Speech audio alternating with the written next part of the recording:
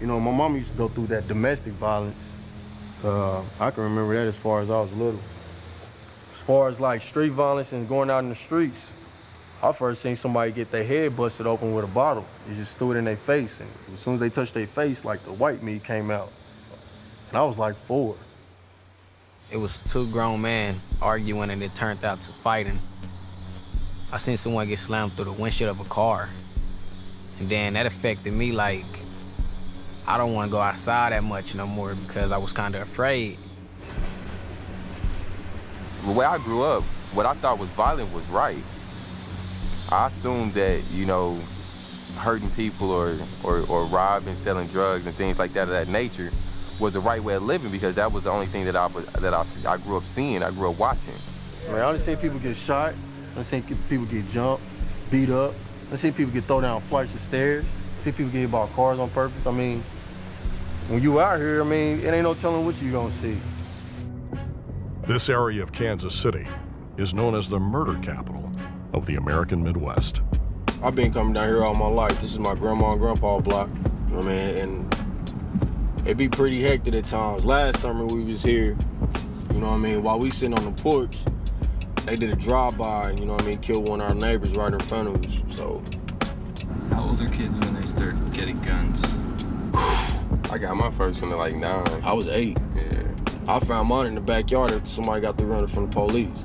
I got my first pistol was from my uncle. He had a lot of them, and he was going through something with an altercation with a guy or something like that, and he had me and my brothers and cousins kind of just like watch his back. He just gave us all one. It was like, yo, you sit here, and if something goes sideways, you just bust. It was simply as that. I mean, you aim and shoot, and never close your eyes. Aim, shoot, don't close your eyes.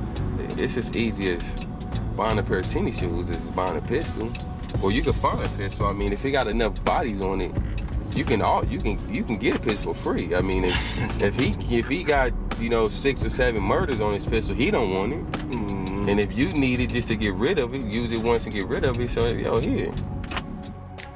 These kids got access to things that we can't even conceive.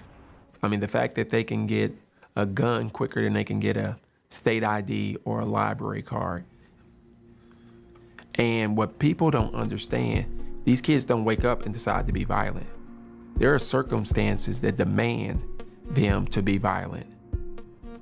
I've been to a couple of parties and then lost friends or been hanging out in the neighborhood and gunshots have been rained and you take off running and then you notice 2 or 3 people didn't make it to where you at, then that's the destination. So it's like, hey, look who's made it out. But next time, who is it gonna be you? Having a gun is not gonna save you, because a gun can't stop a bullet. The gun don't do what just gives you confidence, it gives you strength for you to bust back. A gun can't save your life at all. Yeah, because I got shot at 3 times. The bullet got so close to me one time. When we find cover, I look at my hand, the bottom of my hand is busted. If somebody's shooting at you, you gonna wanna keep your life, so here you are doing the wrong thing, riding around with a gun. You know what I mean? If you get pulled over, you going to jail. But if you ain't got it, you know what I mean, you get caught in the wrong section, then you ain't got nothing to back somebody up off of you. You know what I mean? You just, all you can do is run. Yeah, it's like a lose-lose situation. Kids carry guns. They carry knives or weapons as a means of protection. It's the norm, it's the culture. And so now, how do you fix that? How do you fix it? How to transform a culture of violence is a perplexing question that only gets more complicated in areas infested with gangs. Nowhere is this more evident than in Los Angeles, the gang capital of the world.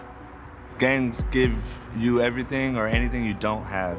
If you don't have brothers, if you don't have confidence, if you don't have money. Once I joined a gang, everybody shut up because they knew if you disrespected me, you disrespected my neighborhood, and that we were all gonna come after you. We live in very dangerous areas, and many times a lot of the youth that get killed are not even gang members, they're just kids that are innocent. The Martinez family grew up in this area. They didn't get involved with gangs. They didn't think they would see any trouble. My sister walks in and she's like, your brother's in the hospital. I was like, oh my God, what did he do? But when they told me that they had him in surgery, that's when I panicked. when my uncle spoke to me and he told me, like, don't worry, he's gonna be fine. The doctor said he's gonna be fine. And he's like, well, he got shot 3 times. And I felt like they shot me when he said they shot him 3 times. And then when he told me where he got shot, I was just, it just kills you. While Esteban struggled for his life in the hospital, his family slowly learned why he was there. It was like at 5 in the afternoon, it was at daylight, that a truck pulled in and just started shooting.